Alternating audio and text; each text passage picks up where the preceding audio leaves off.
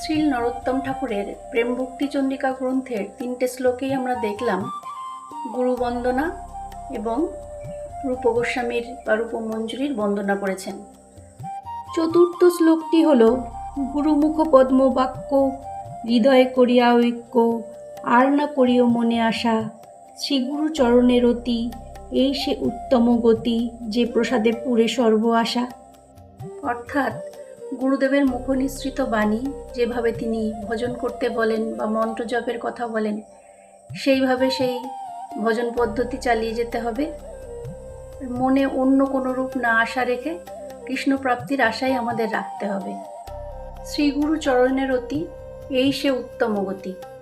শ্রীগুরু চরণের অতি বলতে শ্রীগুরুর মুখনিসৃত বাণী বা শ্রীগুরুর কথায় যদি আমাদের বিশ্বাস হয়ে যায় তাহলে আমাদের সব আশা পূরণ হয়।